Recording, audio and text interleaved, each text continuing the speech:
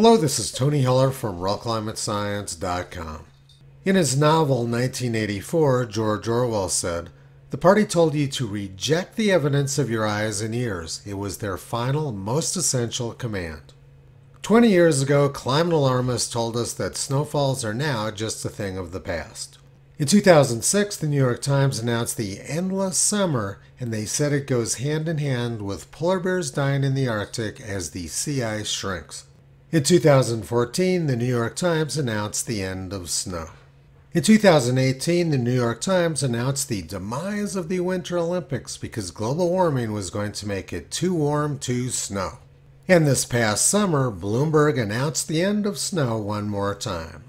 But now that New York is getting lots of snow, climate alarmists are blaming all the snow on global warming. So let's take a look at the actual science. This graph plots the average U.S. snowfall on the y-axis versus the average winter maximum temperature on the x-axis. Not surprisingly, warmer winters tend to have less snow, and colder winters tend to have more snow. During warmer winters, precipitation tends to fall as rain, and during colder winters, precipitation tends to fall as snow. This plot shows data from 1895 to 2022. Over the past 60 years, there's been a large increase in autumn snow cover in North America. This means that more of the United States is getting covered with snow during autumn than used to 60 years ago. Canada is always covered with snow this time of year, so it's safe to infer that the increase is due to an increase in snow cover in the United States. What's happening is that cold Arctic air is penetrating further south than it used to, bringing the freeze line closer to the equator. And similarly, there's been an increase in winter snow cover as well. This increase in snow cover over the last 60 years has occurred at the same time as CO2 has increased in the atmosphere. Climate alarmists want people to believe that increasing CO2 produces less snow cover, but the data shows the exact opposite. Before I move on with this discussion, I want to point out something very interesting in this graph.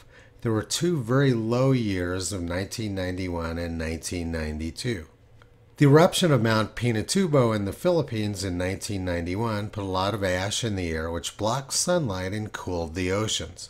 Cooler oceans absorb more carbon dioxide, so the amount of carbon dioxide going into the atmosphere decreased. Anyone who's ever opened up a warm beer knows that warm water can't hold as much carbon dioxide as cold water does.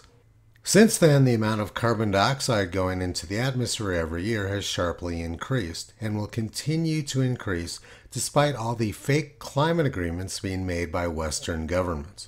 I pointed out what I just explained in a tweet today. And somebody responded with this: "Warmer air holds much more water, so greater precipitation should have always been predicted." This is the argument that more snow falls out of warmer air than falls out of colder air. The first problem with Mark's argument is that he's misinterpreting this graph. The graph shows that the area of land which is covered with snow is increasing. The only reasonable explanation for that is that cold air is penetrating further south than it used to. Places where precipitation used to fall as rain, now the precipitation is falling as snow instead. Warmer air would produce the exact opposite effect. It would produce more rain and less snow. Precipitation tends to fall at frontal boundaries where cold air meets warm air. The reason that the water precipitates is because cold air can't hold as much moisture as warm air. When the cold air arrives, it increases the relative humidity and causes precipitation to fall. It's true that warmer air holds more water than colder air. But if the warmer air is holding the water, that means it's not precipitating. The precipitation doesn't come until the cold air arrives. It's absurd to say that global warming will cause more snow, but that's exactly the sort of shape-shifting argument which climate alarmists make all the time. They alternate between saying global warming causes more snow and global warming causes no snow. No matter what the weather is, they're going to come up with a fake theory to blame it on the burning of fossil fuels. Toto's been pulling back the curtain on this junk science for the past 14 years. You can visit him, Kyrie Caesar, Toki, and Upala on the web at realclimatescience.com.